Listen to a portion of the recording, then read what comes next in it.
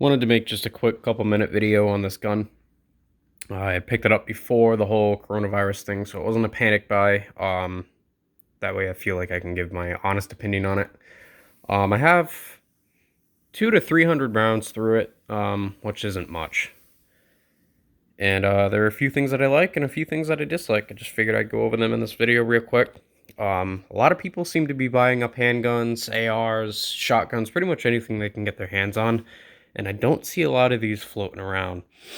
I believe these came out in 2018 or 2019, I'm not sure which.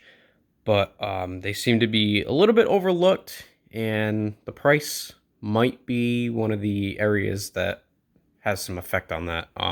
I paid $4.19 for it out the door. Where I live is a little bit more expensive to buy guns, but you can still get the standard capacity magazines, which is good. So I'd rather pay a little bit more and be able to have as many rounds as I feel like than pay a little bit less and be restricted on how much ammo I can carry. That's just me. That's just my opinion. Does come with two 17-round magazines. The model is the Tpr9, and there is another version that's a compact. It's the Tpr9C. I believe that's available in 9mm and 45 ACP as well. It does have the very odd profile Bersa case. It comes with a little bit of literature. The gun itself isn't bad.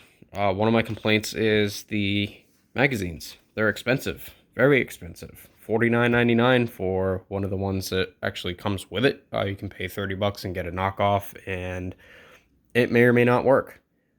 I wouldn't want to buy a knockoff, trust my life to it, and have it not work. That's just not an option for me. The trigger, not bad, not great. Let me make sure this is clear real quick. Okay, you can see there's nothing in it. See daylight down in there.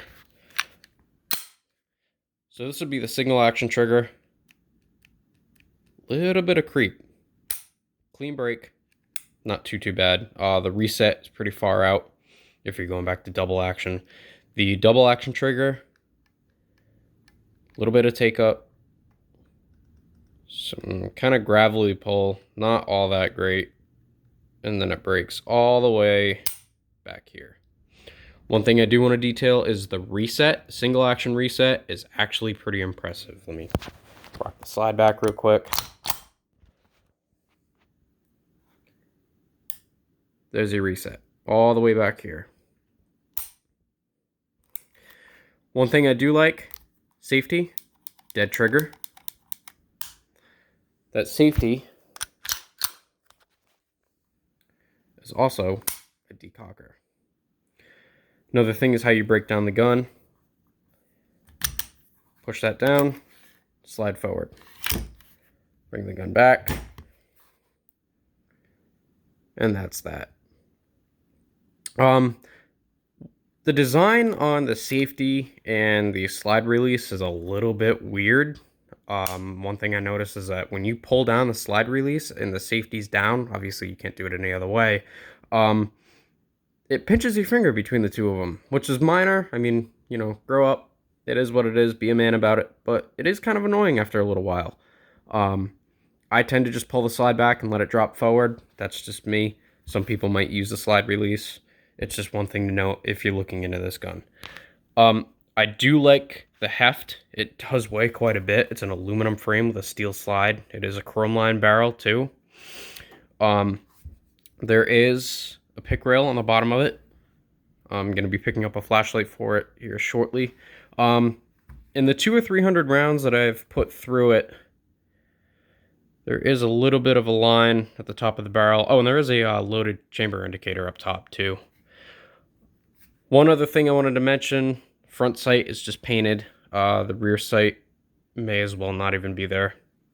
Those two dots on there are very, very faintly painted.